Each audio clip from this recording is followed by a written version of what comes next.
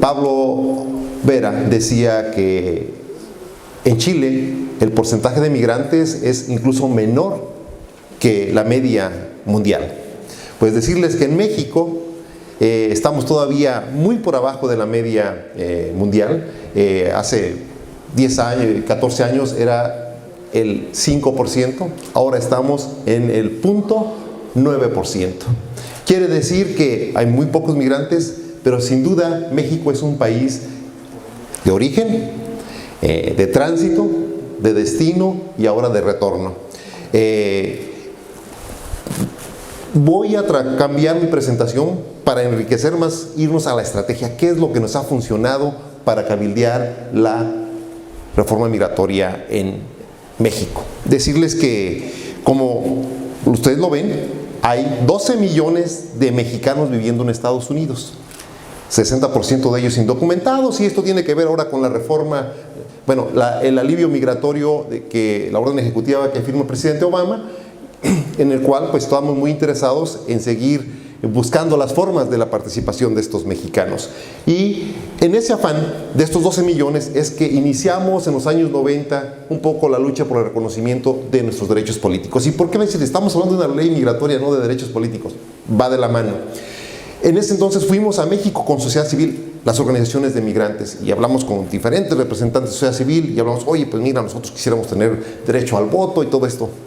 Y nos encontramos tristemente con un desconocimiento de la situación nuestra, de nuestra agenda en sociedad civil mexicana. Dijeron, oye, pero es que ustedes ya se fueron, ustedes enfóquense en integrarse en Estados Unidos.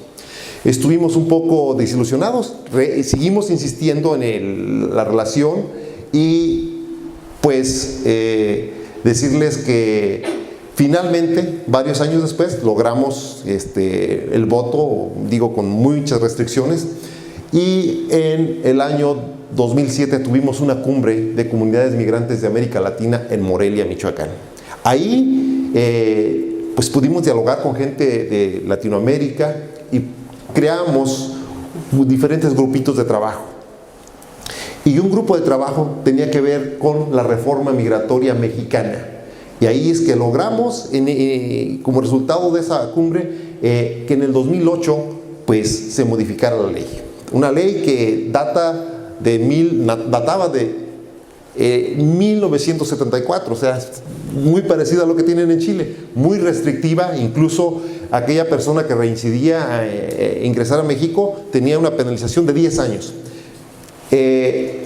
Sin duda eso nos dio aliento a seguir trabajando, seguimos insistiendo, pero antes de eso quiero decir que no veíamos resultados inmediatos.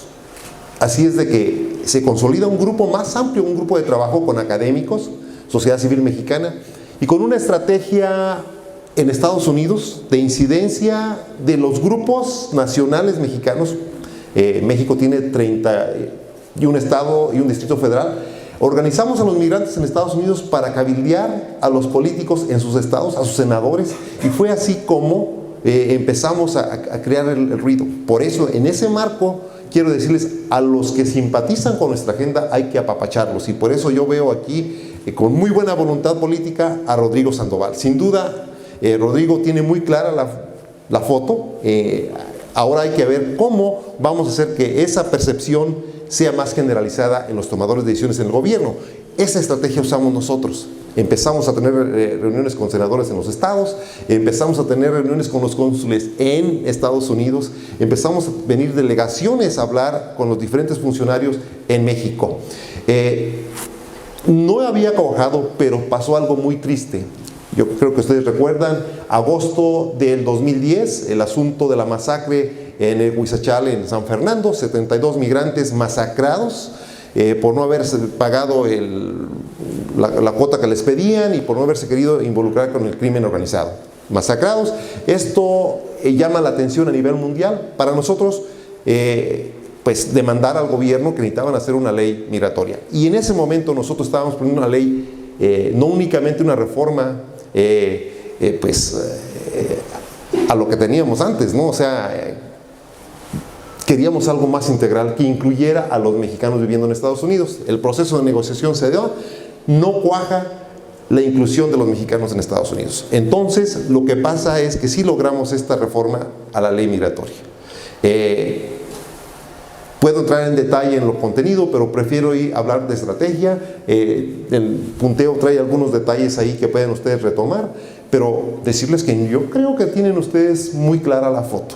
Primero, ya lo han dicho aquí, no voy a repetirlo, hay que ver los acuerdos internacionales, la convención, sobre todo la Convención Internacional para la Protección de todos los Trabajadores Migrantes y sus familias. Nosotros usábamos eso como herramienta, porque llegábamos con algunos legisladores, algunos funcionarios y nos decían: es que tú me estás pidiendo privilegios para los grupos migrantes y en el Estado mexicano, la Constitución, Si es que no le estamos pidiendo nada nuevo. Aquí ustedes como país han firmado este convenio donde establece esto y esto y esto.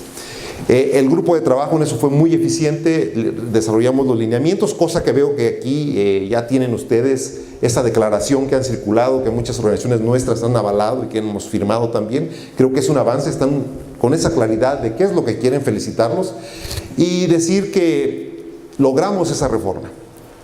El asunto es el reglamento para la aplicación y la implementación de esas leyes. Hablábamos de una ley, incluso de una visa de tránsito para tener el problema. Ustedes saben que en México tenemos un problema de violación de derechos humanos de todos nuestros hermanos centroamericanos que pasan por nuestro territorio. Nuestra lógica ahí era cómo nosotros forzamos al gobierno mexicano a tener leyes que nos permitan a nosotros como mexicanos viviendo en Estados Unidos a tener la autoridad moral de reclamarle a Estados Unidos sus violaciones a los derechos humanos de los mexicanos. Cuando íbamos con los legisladores en Estados Unidos, ¿sabes qué? ¿Por qué no pones mejor orden? ¿Por qué no presionas a tu gobierno para que ellos respeten el derecho de derechos humanos de los centroamericanos en tránsito, que son mucho más graves las violaciones? Y nos hablaban con números, estadísticas. Entonces, ese elemento para nosotros era muy importante plantearlo al gobierno mexicano. Esa era como la travesura nuestra de decir, tienen que tener una ley que sea coherente, una ley que nos permita, que nos dé la autoridad moral de ir a Estados Unidos a reclamar también nuestros derechos. Sin duda, hoy día podemos decir que hemos avanzado, pero a la misma vez tenemos una cuestión de perspectiva.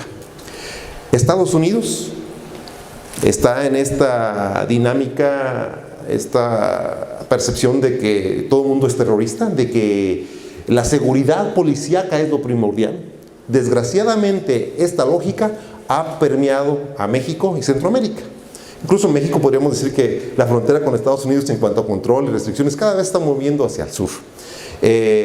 ¿Cómo mantenemos el equilibrio entre la seguridad, de una perspectiva policíaca, a una perspectiva de seguridad humana, a una perspectiva de políticas públicas con perspectiva de derechos humanos?